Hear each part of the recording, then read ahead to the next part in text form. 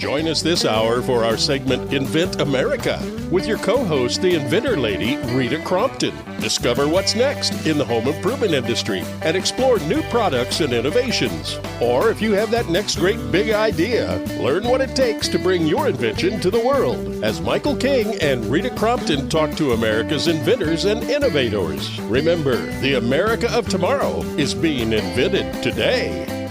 We invite you to visit us at HomeTalkUSA.com, one of the best resources for home improvement information around today. Your best life begins with your best home, and there's no place like Home Talk. That's HomeTalkUSA.com.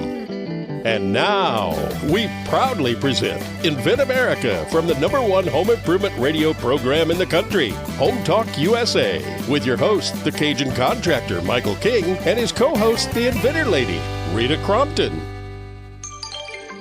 Yahee! Welcome to Home Talk USA. This is the Invent America show right here on the Home Improvement Broadcasting Network, streaming live on the World Wide Web at HomeTalkUSA.com. Don't forget, though, that third hour, we will have the Made in America guy himself, Mr. Greg Owens. I'm hosting the Made America show. That's part of the Home Talk USA family, where we promote American companies, American technology. But hey, Rita Crompton, my partner in crime, is sitting right here. And Rita, man, it's been a long week this week. A lot going on. I mean, politics, government, and a lot of regulations, a lot of, I don't know, anti-business. I don't even know where to start anymore. I gave up. I know. We my husband and I promised ourselves we will not start our morning coffee with negative. So It's like, okay, so what are we going to talk about that's positive? Well, it's not politics. That's for darn sure. That's right. Yeah. So, let's get out there, and it's like, all right, what's our next project that we're working on? And so we go through and talk about some of those different products that are out there and what's happening with them. And so that seems to give us our positive, what we're doing. Well, for our new audience and new affiliates, and people might not be familiar with the Invent America part of the Home Talk USA, the Inventor Lady herself, every now and then I like to reintroduce you to the audience so they understand the credentials, the credibility of what we're trying to do here.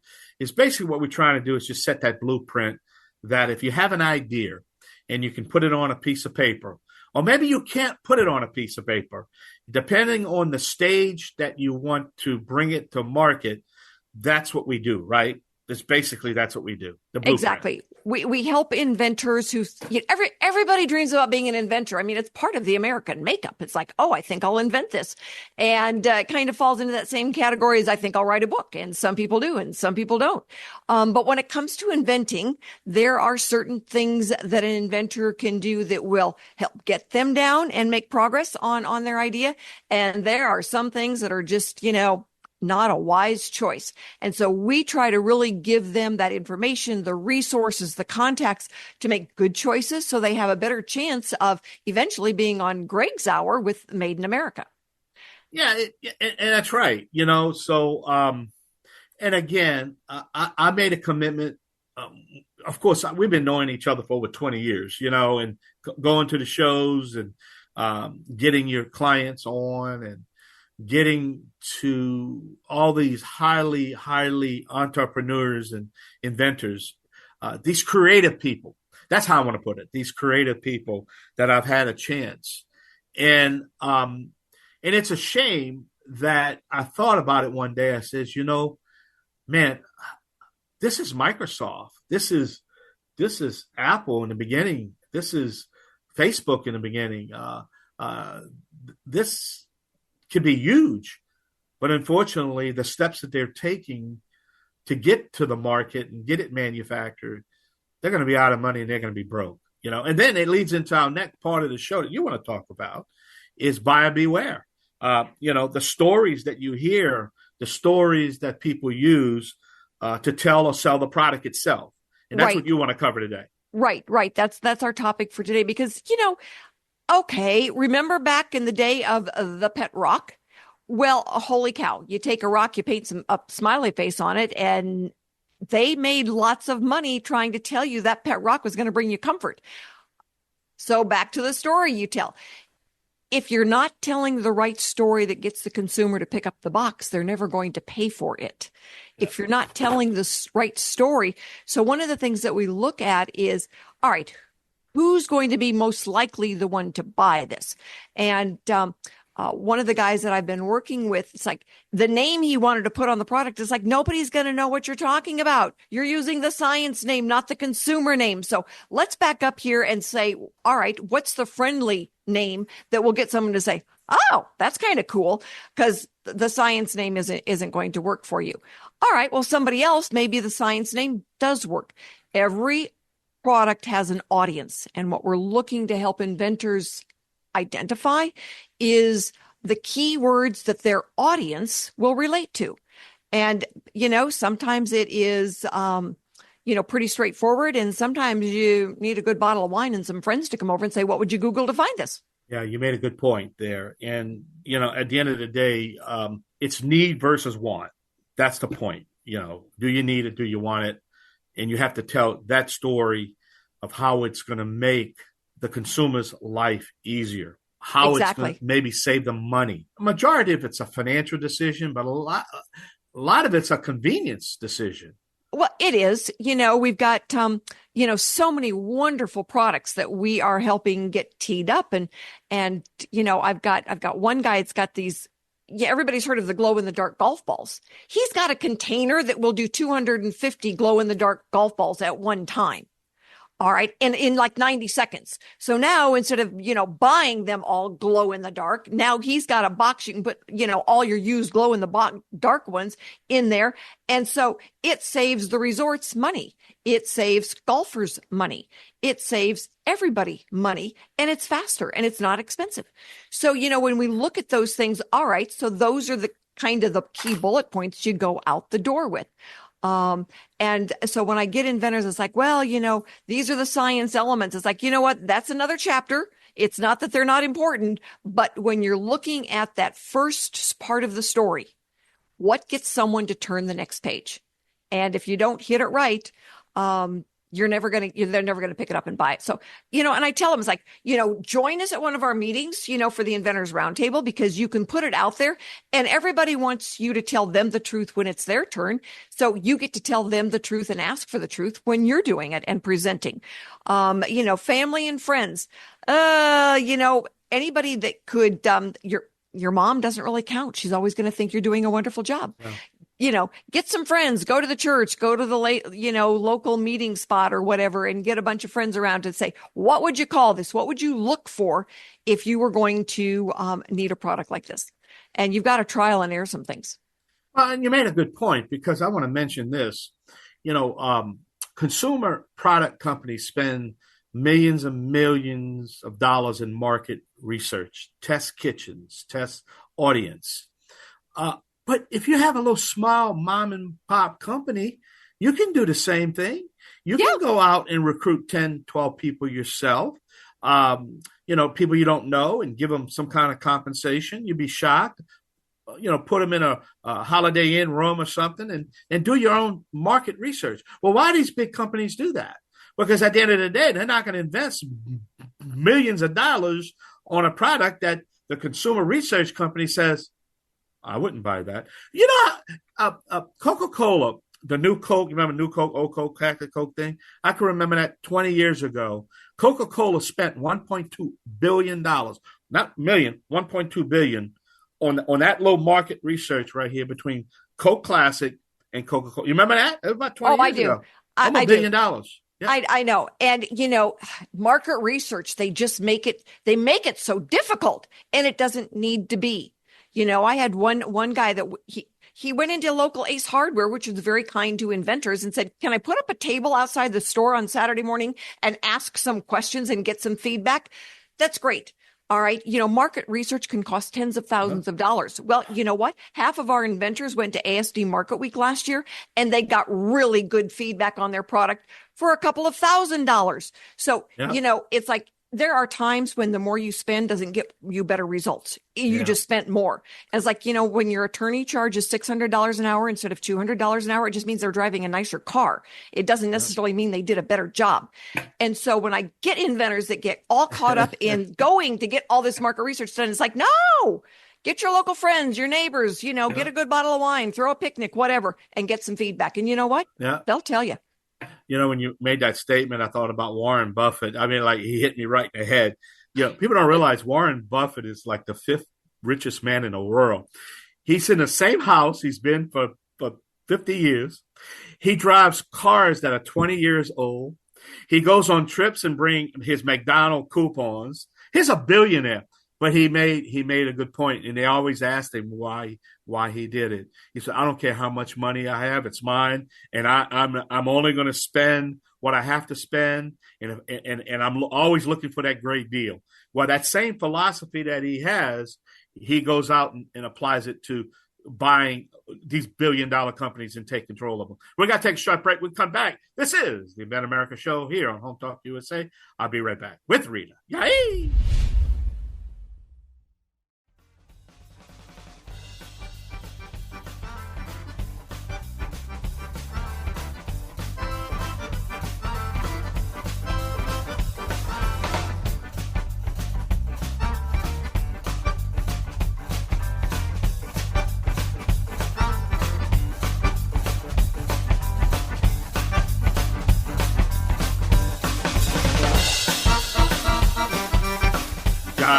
Welcome back to Home Talk USA right here on the Home Improvement Broadcasting Network. Don't forget, this segment of the Home Talk Invent America Show is sponsored by Bond Products for do-it-yourself carpet binding. There's one InstaBind, bondproducts.com. Also, if you're trying to check out our website, it's HomeTalkUSA.com. When you're there, you can find out anything about this show, its topics. You can also click on the Invent America link. Also, the Made in America link is sitting right there. All our archives are sitting there, plus our television show is sitting there also. So a lot of information, a lot of education. If you just join us right now, we're having a great discussion with the Inventor Lady herself, talking about the blueprint and stories, product stories, and how to get your product to market.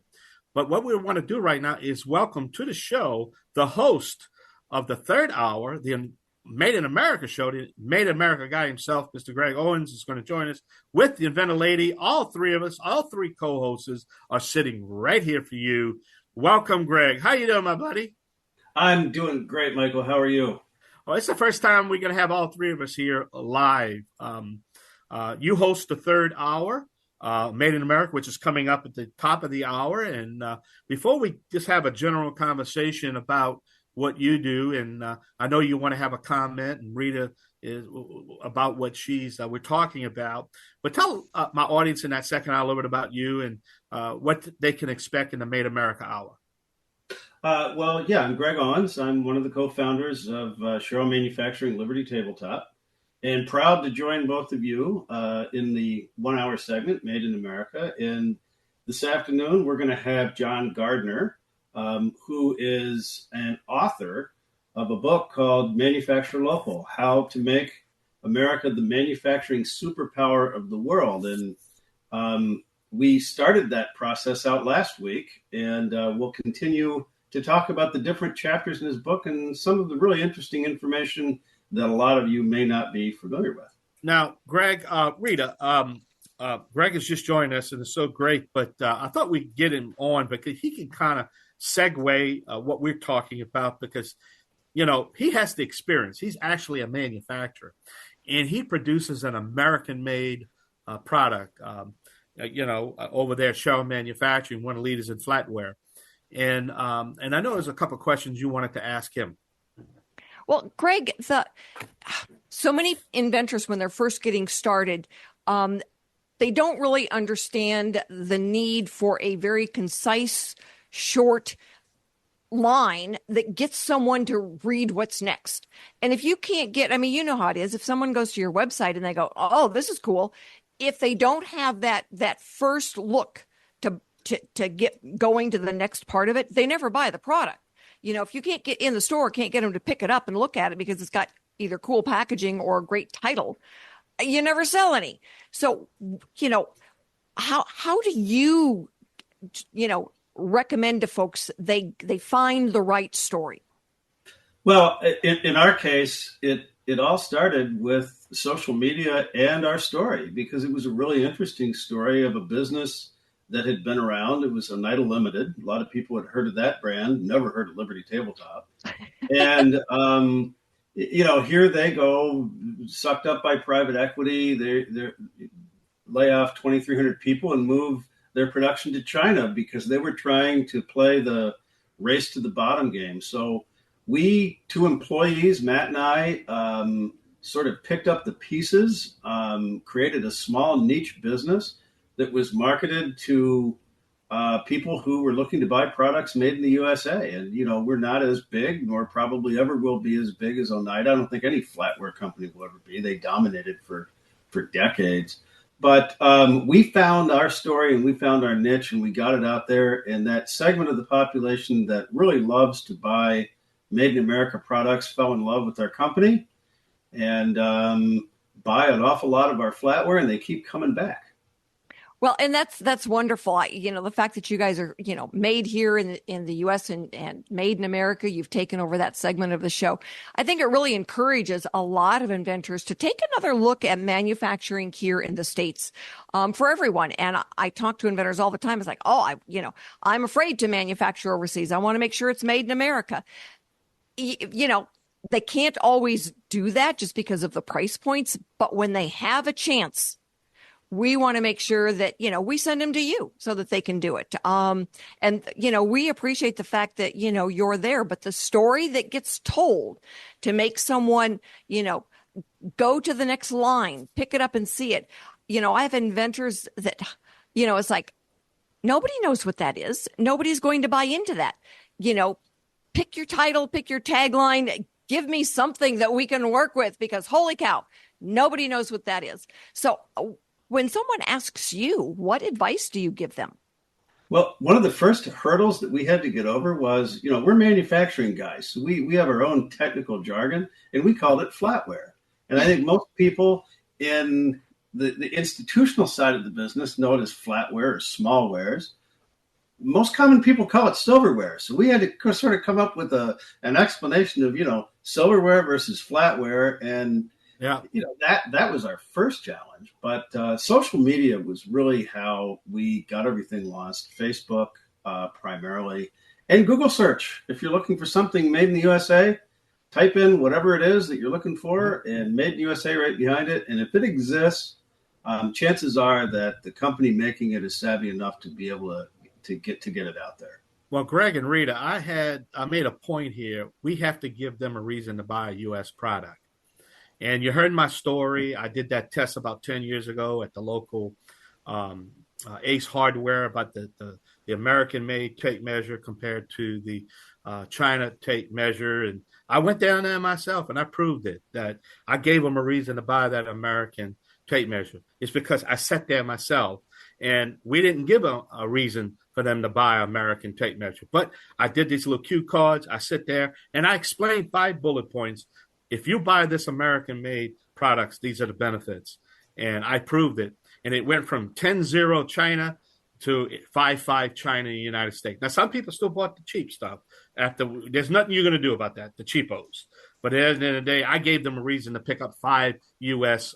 made tape measures. So, but hey, got to take a short break. Hey, I'm talking to, we're going to sign off on Greg, but you'll be able to catch Greg at the top of the hour on Made America Show.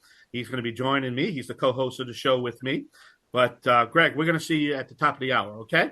See you then. Rita, boy, I tell you, I love getting Greg, that experience he has to actually have a manufacturer on. We're going to take a short break right here on the Inventor America Show, part of the Home Talk USA. Me and the Inventor Lady herself, Rita Crompton, we'll be right back. Yay!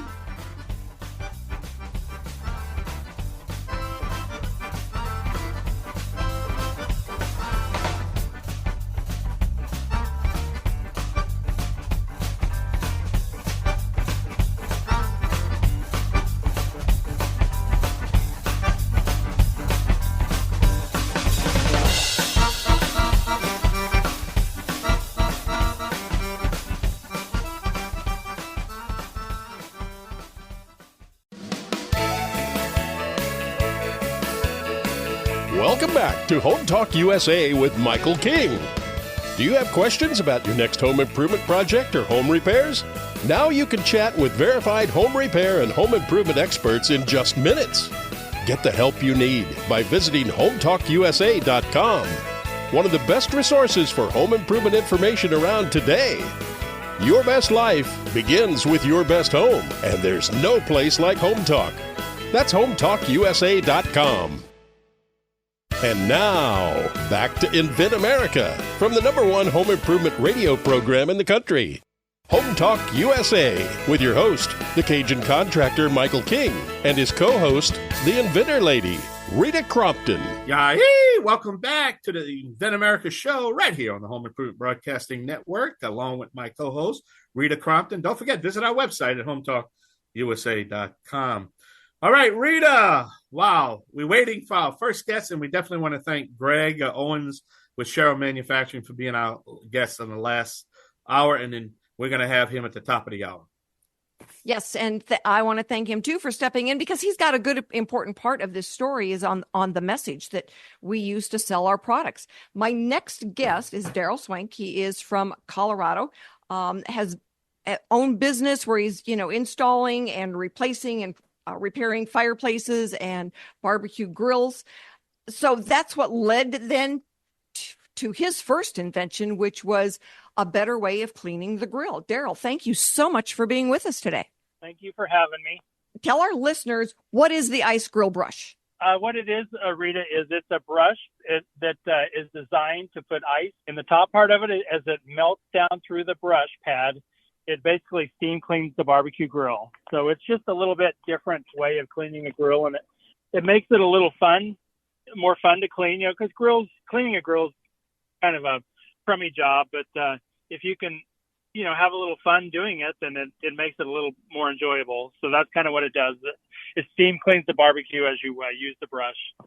You sell the brush in conjunction with putting in or repairing a new grill. So your audience is kind of built right in, but how did you work through the message that you would share to get them to say, oh, show that thing to me? How does it work? This is really cool. I'm sure that it took, you had to revamp it a little bit. How did you get from this is not working to the right story in a few words? Yeah, well, the biggest complaint I get from customers is they buy these, the cheap plastic barbecue grill brushes and then they end up breaking or melting or something. So they asked me what I use, and I said, well, I kind of designed my own thing, and I used it for a year or so before I even come out with, fabricating it.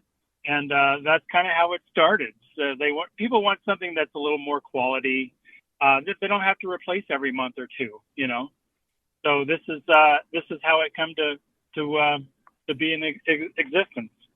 So you've got a unique advantage than a lot of sellers do. You are seeing your buyers face to face every day. So you go in and you put in a new grill, or you're going in to repair a new grill. They're standing there saying, how do you do this? Yeah. So the nice thing is I can sell them a quality product, and then every year we'll go out and maintain and take care of their grill, and then we'll replace the little replacement pad for them in the barbecue brush that I sell. So it's kind of a win-win for them and for us, because we have a continuing sale every year. Even though we've sold them a brush that's going to last them for 10 years, we can replace the little scrubbing pad inside there and get a sale on them every year. And your product is made in America, isn't it? Yes, we have one made in America, and then we have one that is made overseas as well.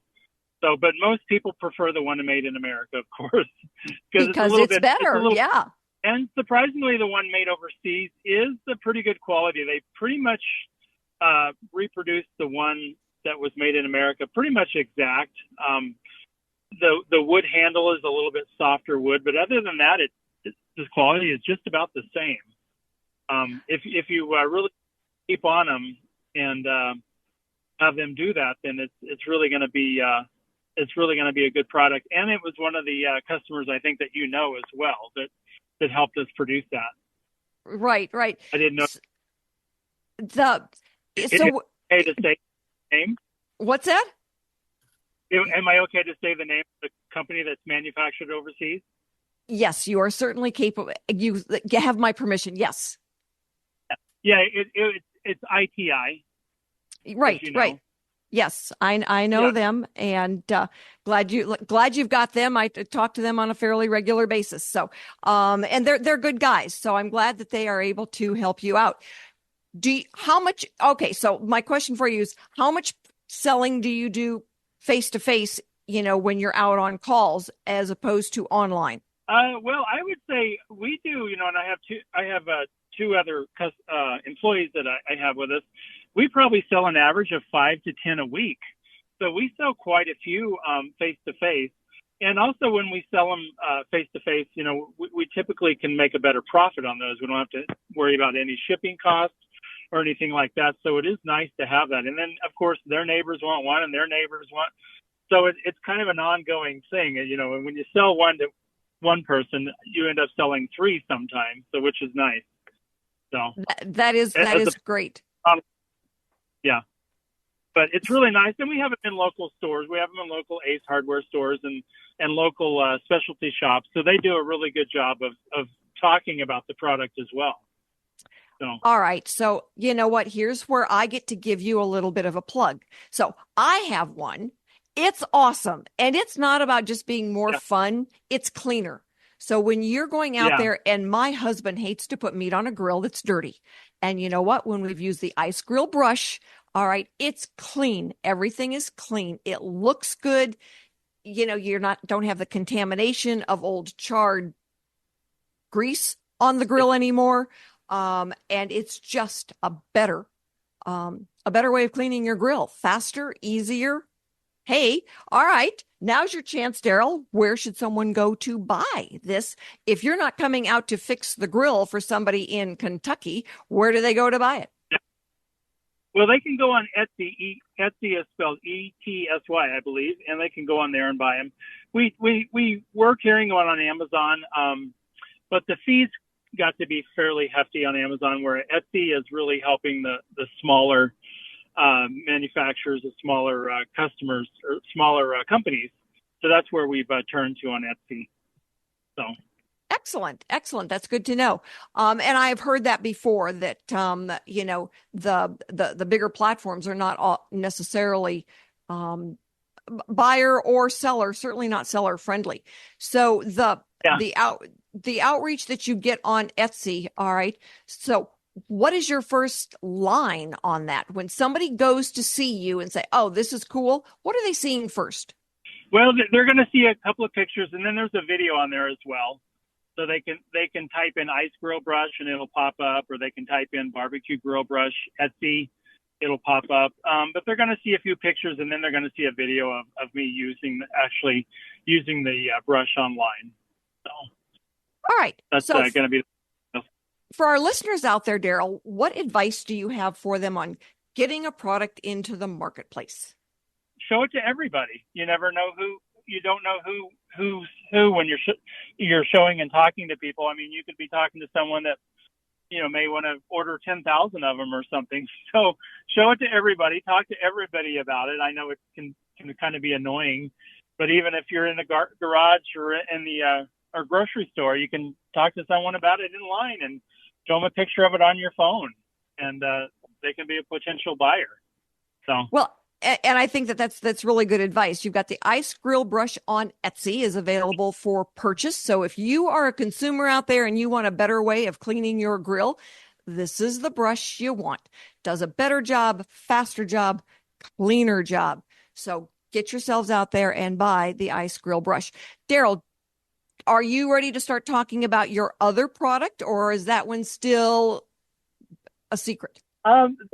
The pry bar, yeah, we're still working on that. I'm still getting, and I've actually got a new revised grill brush coming out as well, barbecue brush.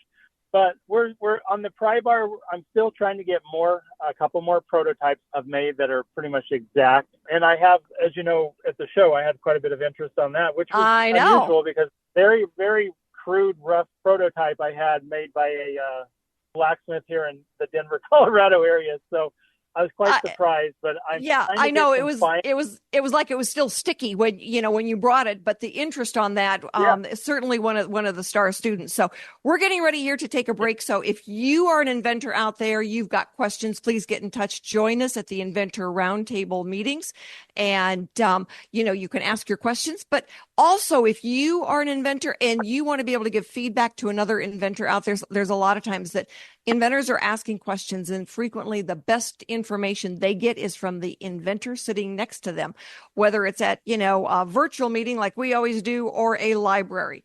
If you are out there and you need a different service provider, if you are unhappy, get in touch. We've got a lot of good vetted service providers, from manufacturing help, like Daryl was talking about, to the intellectual property. So stick with us, everybody. We have got our industry expert coming up with us in just a minute.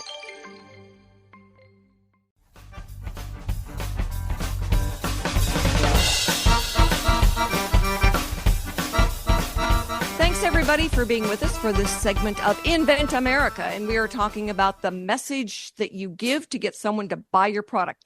Kevin Cody, the CEO and founder of Fly, FLI products. I always say Fly. He corrects me and says, no, it is FLI. Kevin, thanks for being with us. And what does FLI stand for? Well, when we first started out, it was called First Light Inc. But as we develop products and we develop a lot of programs around them and work for the manufacturers and product developers that who do their products, we just decided to change it to FLI products. So that's it. All right. Thanks for having me. That's kind of where I go with the, FLACUSA is the business name. Yeah. And they go, what in the world is that? All right. So you sell a lot of products on your website. I've been there multiple times. We've sent inventors to you for review. What is the magic on coming up with the title of the product and the tagline to get someone to take the next look? Well, in branding a product, it's always important, if you take the entire context of the product and your audience of who that product is developed for into consideration when you're branding it, right? So the product really is developed, or a story is developed around that product. And whenever you're introducing that, you have to take into consideration that in the plethora of products around it, you're really attempting to change people's behavior. And you want them to recognize your brand, and you're part of who that brand is. So being able to tell a story about your brand, the product itself, its function and everything, but about you too, is really important. Because making, again, that looking at the product in its context of everything around it, making an emotional connection with somebody, giving them a reason to overcome the inertia of wanting to use your product over another product, is really important. And people don't want to be told what to do. They want to buy in. They want to understand, and they want to feel a connection with what they're using and why they're using it. And every good product that's introduced today under every major brand has a story behind it. And so making the elements of that story come to life is really important. I think communicating with the same contagious passion that you have when you decided to start the product and develop it is really important. But also developing that for the right audience that you're speaking to at any one time. And then, of course, being relatable, being authentic.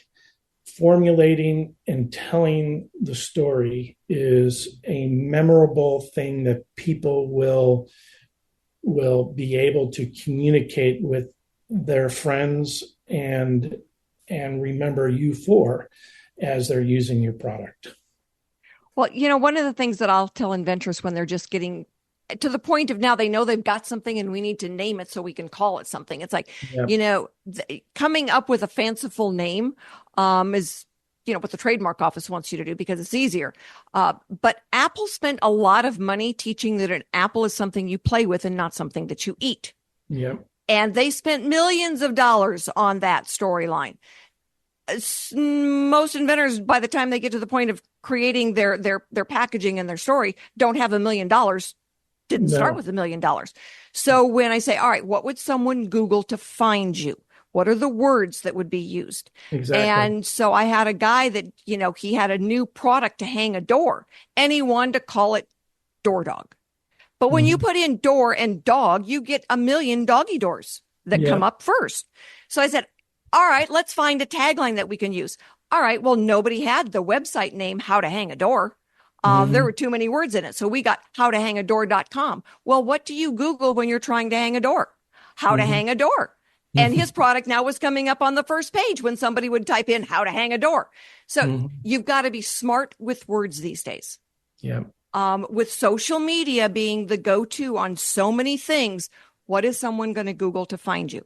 Exactly. And if it's not in the name, it needs to be in what I refer to as the tagline.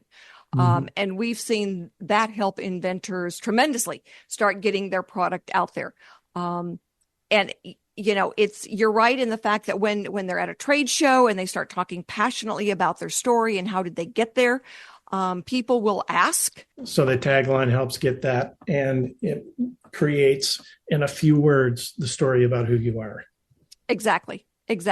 I know we had a product. My dogs still have the Tag-A-Beaner on there, but you know what? Nobody was going to Google Tag-A-Beaner to find a pet tag holder. What they did Google was pet tag holder. And that was their tagline. So yay, that was a good thing that they were able to, that was back in the day when a tagline could be 3 words. I don't know that is the case any longer. So you've got to be smart with words. Yep. And sometimes, don't be afraid to change your mind if it's, not working. It's really important to know who your audience is. And sometimes you have to modify what that is in order to appeal to the right audience. That's for sure. That is for sure. I know we had some guys years ago that did a product. They filed their intellectual property in the US and in the EU. When they found out their main market actually ended up being in Spain. And so they packed up and they moved their families to Spain and created their business. But they were really looking at then where's their story going to be? Where's their market going to be?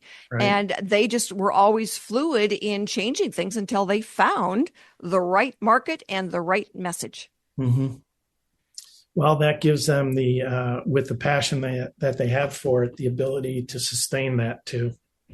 Yeah, it does. It makes a difference. So we help inventors get from that I have the idea through all of those different marketing phases as we're teeing something up. And it's really important for us to be out there and saying, you might want to take a different look at this. So anybody who's out there, Kevin, thank you so much for being with us today. I know you've got to run. I want to encourage inventors to, log into Invent America, go to the Inventors Roundtable sites. You can ask all of your questions at the meetings. And we are going to get Kevin on as one of our guests at a meeting. We will post that in the next couple of months when he's got an open evening. And let everybody ask Kevin the questions and how did he get to where, and we're going to send out your website so they can all see the products that you're carrying. So everyone out there, join us next week for another segment of Invent America, and stick around because we have got Made in America coming up right now. And all of you who've gone through that pathway and are now manufacturing in America, Greg wants to talk to all of those consumers out there who want to support Made in America by buying products made in America. Thank you.